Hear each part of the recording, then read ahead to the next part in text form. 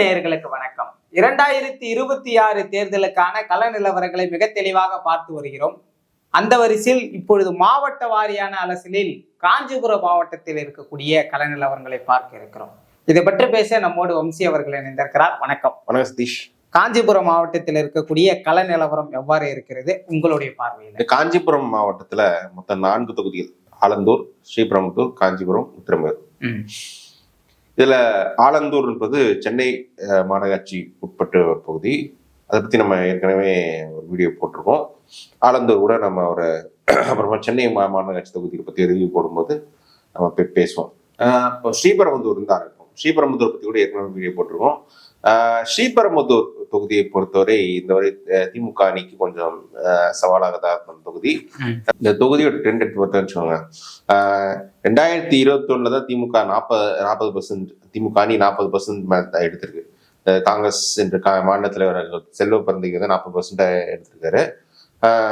2011, 16 40% குறைவா எடுத்ததான் தோல்வி அடைஞ்சிருக்காரு. இதுல நீங்க பாத்தீங்கன்னா 16ல வந்து அதிமுக வந்து 16 43% எடுக்கிறாங்க. 21லயும் கிட்டத்தட்ட 40% கிட்ட எடுத்திருக்காங்க. அதிமுக பாமக கூட்டணி, பழனின்ற அந்த கேண்டிடேட். அப்படி இருக்கும்போது இங்க ரொம்பவே சேலஞ்சிங்கா இருக்கும். இதை தவிர இங்க இப்ப பெரிய பெரிய சர்ச்சையை ஏற்றிருக்கக்கூடிய பரந்தூர் விமான நிலையம், அந்த பகுதியும் இந்த தொகுதிக்குள்ள வரும்ன்ற போது ரொம்பவே சேலஞ்சிங்கான ஒரு கான்ஸ்டிட்யூன்சியா தான் இருக்கும். எனக்கு தெரிஞ்சு செல்வ பிறந்தகை கிட்ட கண்டெஸ்ட் பண்ணா இங்க வெற்றி பெறுவது வந்து கொஞ்சம் கடினம் தான் சொல்லுவாங்க. அவருக்கு எது உதவலாம் என்றால், இப்ப நாம் தமிழர் ஓட்டிங் எப்படி இருக்குன்னு பாருங்க. 3400 ஆரம்பிச்சிருக்காங்க, 13000, 22000, அப்புறம் 27000 அப்படின்ற நாம் தமிழருக்கு இங்க நல்லாவே ஒரு ஸ்ட்ரக்சர் ஒன்று இருக்கு. 27000 ஓட்டு வச்சிருக்காங்கன்னா பிளஸ் இந்த பரந்தூர் இஷ்யூலயும் கொஞ்சம் அவங்க ஒரு ஸ்ட்ரக்சரை கெயின் பண்ணியிருப்பாங்க. அந்த ஸ்ட்ரக்சர் கொஞ்சம் கிரவுண்ட்ல இருக்கிறது. 27000 நாம் தமிழர் நல்ல ஓட்டு. விஜயும் இந்த பரந்தூர் இஷ்யூக்குள்ள இருக்கிறதுனால இந்த பரந்தூர் விமான நிலையத்துக்கு எதிரான வாக்குகள் சிதறலாம், இல்ல அது கன்சாலிடேட்டோட அதிமுக பக்கம் போகலாம். அது எப்படி உள்ளுக்குள்ள பிளே ஆகுது? அதிமுக பொறுத்தவரை இது விமான நிலையத்துக்கு ஆதரவாக தான் இருக்காங்க. ஸோ அந்த விமான நிலையத்துக்கு ஆதரவான வாக்குகள் சிதறினால் அதுல திமுக காங்கிரஸ் அணி கொஞ்சம் வேற வரும். ஏன்னா இந்த ஸ்ரீபெரும்புதூர் தொகுதியில் தான் பிரச்சாரம் பண்ணும்போது முன்னாள் பிரதமர் ராஜீவ்காந்தி இங்க மறைந்தாற்ற போது காங்கிரஸுக்கு ஒரு சிம்பத்தி இந்த மக்கள் மத்தியில இருக்கு. ஆனால் இஷ்யூஸ் வந்து அவங்களுக்கு எதிராக இருக்கிறதால அது வந்து ஒரு பெரிய அட்வான்டேஜா எதிர்கட்சிகளுக்கு அது போகும். நீங்க 2024 காலத்தை பார்த்தாலும் 45%, அதிமுக அணி 17%, தமிழ் மாநில காங்கிரஸ் 18% எடுத்துட்டாங்க, நாம் தமிழர் 9% இருந்த போது. ஸோ 17, 18, 35%. நாம் தமிழர் நல்ல ஓட்டு எடுத்ததால இவங்க ஜம்ப் அடிக்க முடியல. இல்லைன்னா இதுவே ரொம்ப ஒரு சேலஞ்சிங்கான ஒரு புஷ் தொகுதியாக தான் இருக்கும்.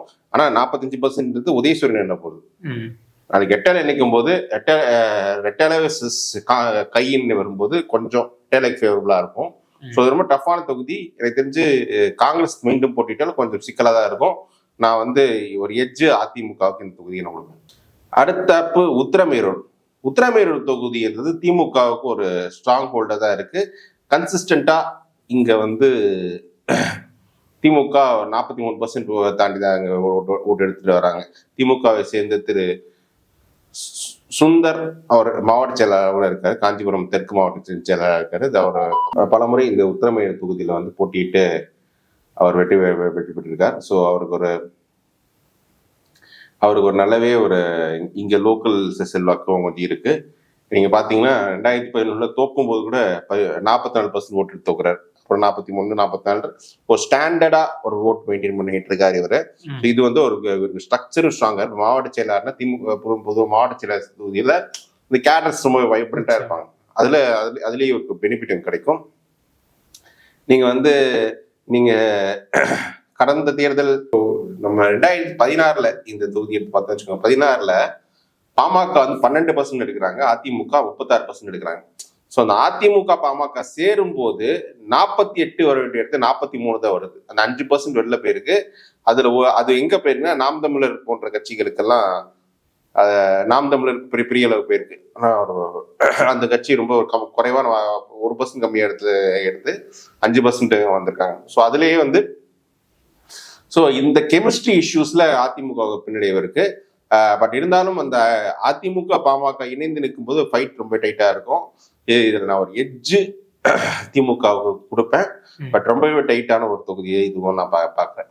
இதுல வந்து விஜய்க்கு வந்து இந்த மாதிரி தொகுதிகள்ல பெருசா டென்ட் ஏற்படுத்த முடியாது. இப்ப நாம் தமிழுக்கே பாத்தீங்கன்னா நீங்க ஸ்ரீபெரும்புதூர் போன்ற தொகுதியில் வந்து 27,000 22,000 செமி அர்பன், கொஞ்சம் அர்பன் ஓட்டர்ஸ் இருக்கு. இது வந்து கம்ப்ளீட்லி ரூரல்ன்றதால இங்க பாத்தீங்கன்னா அவங்க வந்து 20,000 ஓட்டு குறைவா தான் எடுத்திருக்காங்க. 9,000, 8,300, 16,000, 1,500. இந்த 1,500 கூட கொஞ்சம் என்னோட இந்த தொகுதியில பாமக கண்டெஸ்ட் பண்ணாங்க நினைக்கிறேன் 2024. அதனால கொஞ்சம் அந்த நான்மணி ஓட்டு கொஞ்சம் வந்துருச்சு. இல்லாட்டி அது 11,000 அந்த ரேஞ்ச் தான் எடுத்திருப்பாங்க. இப்போ 2024 கொஸ்டின் பார்த்தேன்னு வச்சுக்கோங்க. திமுக கம்ஃபர்டபுளா 46% இருக்கு. அதிமுக 35%, பிளஸ் பாமக, அந்த பாமக 11%. 2 பேர் சேர்ந்து வரும் 46% வருது. நாம் தமிழ் 8%. ஸோ இதுல வந்து எனக்கு கொஞ்சம் டைட்டா தான் இருக்கும். பட் அந்த மாவட்ட செயலாளர் ஒரு ஆர்கனைசிங் ஒர்க்குங்கிற திமுகவுக்கு ஒரு எட்ஜு நான் இந்த தொகுதியில் நான் கொடுக்குறேன். விஜய் இதுல இம்பாக்ட் ஏற்படுத்தினா மேபி இந்த அதிமுக ஓட்டுல கொஞ்சம் குறைக்கலாம், நாம் தமிழ் ஓட்டுல கொஞ்சம் குறைக்கலாம். தவிர அது பெருசா அது வந்து திமுக அட்வான்டேஜ் தான் வரும். ஸோ என்னை பொறுத்தவரை இதுல திமுக எட்ஜ் இருக்குன்னு தான் சொல்லுவேன் இந்த தொகுதியில. அதுக்கு அடுத்ததாக காஞ்சிபுரம் சட்டமன்ற தொகுதி. காஞ்சிபுரம் சட்டமன்ற தொகுதி கிட்டத்தட்ட உத்திரமேரூர் மாதிரி தான். உத்திரமேரூர் அளவுக்கு ஸ்ட்ராங்கா சொல்ல முடியாது, பட் ஓரளவுக்கு பெட்டர் தான் சொல்றேன். காஞ்சிபுரம் பாத்தீங்கன்னா ட்ரெடிஷனல் ஏடிஎம்கே ஜெயிச்ச தொகுதியில வந்து 16ல திமுக சேர்ந்த எழிலரசன் அவர் ஜெயிக்கிறாரு. அவர் கொஞ்சம் அங்க லோக்கலா கொஞ்சம் நல்லா ஒர்க் பண்ணிட்டு ஸ்ட்ராங்கா தான் இருக்காரு.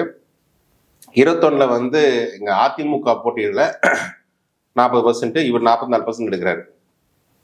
நாம் தமிழர் வந்து நீங்க 16 to 16ல 0.78% நாம் தமிழர் வந்து ஒரு ஏரியா 5% எடுத்துருக்கு. அது அதிமுக பாமக அந்த கெமிஸ்ட்ரி இஷ்யூஸ் 16 பொறுத்தவரை அதிமுக 37%, பாமக 13%. 37ல நான் 13 சேர்ந்து 50 வரணும். 50 வர வேண்டிய இடத்துல இவங்க வந்து 40 தான் வருது. அதற்கு காரணம் என்னன்னா அந்த ஓட்டு வெளில எங்க போயின்னா மக்கள் நீதி மையத்துக்கு கொஞ்சம் பேருக்கு, நாம் தமிழர் இது கொஞ்சம் காஞ்சிபுரம் கொஞ்சம் அர்பன் பகுதி கொஞ்சம் 10% இந்த 2 கட்சிகள் பெருசா பெனிஃபிட் இருக்கு. திமுகவும் ஒரு 5% ஓட்டு கெயின் பண்ணியிருக்காங்க. ஸோ இந்த கெமிஸ்ட்ரி இஷ்யூஸ் இதே ரெட்டையில இருந்தா இன்னும் கொஞ்சம் நெருக்கி இருக்கலாம். பட் ஆனாலும் இதுலயும் கொஞ்சம் நான் எட்ஜுன்ற திமுக அணிக்கிறேன். இந்த வட மாவட்டங்கள் எல்லாமே கொஞ்சம் கடுமையான போட்டி இருக்கும். இதுல வந்து அதிமுக பாமக அணியா இருக்கும்போது போட்டி கடுமையா இருக்கும். பிரிஞ்சு நிற்கும் போது கொஞ்சம் அட்வான்டேஜ் இருக்கு. குறிப்பா அதுவும் தேமுதிக நிலைப்பாடு எங்க தேமுதிக வந்து 16ல 4% எடுத்தாலும் இங்க வந்து கடந்த தேர்தலில் அமமுகவுடன் நிற்கும்போது 1% எடுக்கிறாங்க. தேமுதிக பெருசா கிளவுட் இல்லை, பட் ஆனால் அவங்க பிரச்சாரம் எல்லாம் பண்ணிட்டு இருக்காங்க பிரேமலதா விஜயகாந்த் அவர்கள். ஸோ இங்கேயும் டஃப் ஃபைட்டா இருக்கும். அந்த திமுகவுக்கும் அதிமுக பாமக அணிக்கும் கொஞ்சம் டஃப் ஃபைட் இருக்கும். திமுக அணிக்கும் அதிமுக பாமக கூட்டணிக்கும் கொஞ்சம் டஃப் ஃபைட்டா தான் இருக்கும். இது நான் என்னை பொறுத்தவரைக்கும் நம்ம 3 தொகுதி பேசணும். அதுல வந்து ஒரு தொகுதியில அதிமுக எட்ஜு, 2 தொகுதியில திமுக எட்ஜு. இதற்கு முன்பாக நாம் பார்த்தது போல இந்த தொகுதியிலும் வந்து குறிப்பா வெற்றியை நிர்ணயிக்கக்கூடிய ஒரு தொகுதியா திமுகவிற்கு வந்து உத்திரமேரூர் வச்சுக்கலாம். உத்திரமேரூர், ஆமா, உத்திரமேரூர் காரணம் அந்த கேண்டிடேட் ஸ்ட்ரென்த். தொடர்ந்து சுந்தர் இந்த கேண்டிடேட் பல முறை ஜெயிச்சுட்டாரு. அது கேண்டிடேட் ஸ்ட்ரென்த் இருக்கு, பெரிய பிளஸ்ஸா இருக்கு. இதுலயும் காஞ்சிபுரத்துல கொஞ்சம் கேண்டிடேட் கொஞ்சம் நல்ல கேண்டிடேட் தான். அங்க அர்பன் ஓட்ஸ் கொஞ்சம் பிரியும் பட்சத்தில் அவங்க திமுக பெனிஃபிட்டா வரும். அதிமுகவிற்கு சாதகமான தொகுதியா நாம் வந்து ஸ்ரீபெரும்புத்தூர் நம்ம கணக்கில் எடுத்துக்கலாம்.